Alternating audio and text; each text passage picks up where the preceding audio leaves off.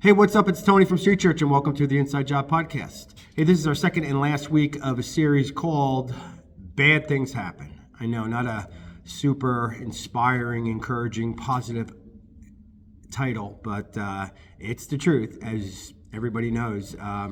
Being involved in an inner city ministry like Street Church Ministries, one thing that is clear, bad things happen. And sometimes people certainly play a role in bringing it upon themselves. We all do. And other times it's at no fault of that particular person when bad things happen. But the truth is, Jesus said, in this world you will have trouble. You could take it to the bank. That's my part of the verse, but it's true. So what's our response, right? I think the natural thing, in fact, I just said it about a half hour ago. I was driving into Trenton and I was praying in my car, and I was thinking about certain things that have occurred in people's lives that we know and that we minister to in Trenton. And I just yelled in my car. I said, "Where are you, God? Where are you?" Sometimes it's so hard to see the goodness of God in the midst of a very difficult situation. So, and you know what? I think it's perfectly appropriate at times to just, where are you? But you can't end there. You can't put a period at the end of that phrase. You got to put a comma. The better thing to ask is, what now, God? What can I do in response to this bad thing that happened in somebody's life, right? So the where are you is perfectly fine if and when it leads to a what now, God? How can I join you in what you're doing in somebody's life when something bad happens in their lives, right?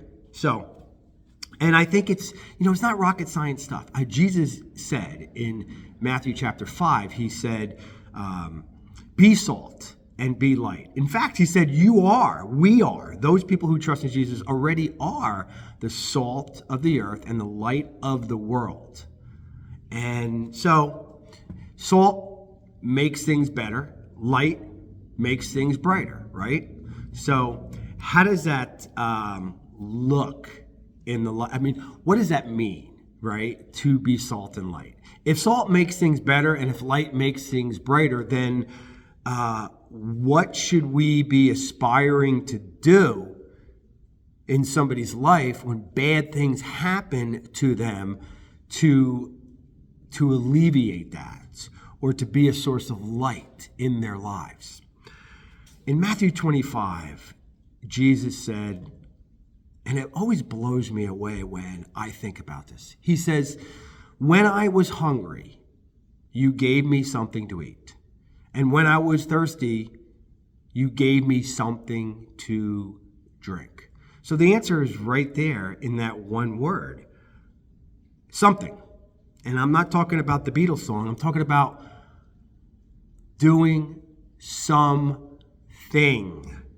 some tangible thing to alleviate, to bring comfort or to alleviate the situation, to be a source of light, to be salt, to make things better, to be light, to make things a little bit brighter. And, I love Jesus's prescription here. He never said you have to figure it all out. You have to meet every need. You have to give everything that is necessary to get that person from A to Z, right? He just said, do something.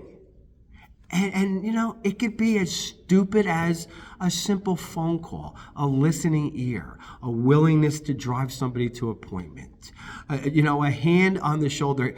Can I pray for you? A sandwich, an invitation, anything, something. And, there's one other thing I want to leave you with what Jesus said to his disciples, right? He said, if you give a cup of water to one of these little ones in my name, you will not lose your reward. So, we don't have to supersize things. We don't have to wait and give people big gulps and supersize things, right? We can give people little tiny Dixie cups of water, just something. That's all that's required to be salt and make things better, and to be light and make things just a little bit brighter when bad things happen in people's lives. So, one for the road. Something is always better than nothing. And remember, count each day a new life. Hey, that's the end of this particular series. I think we're going to do a 3-week series next. It's going to be really juicy, so I can't wait to see you then. Have a great day.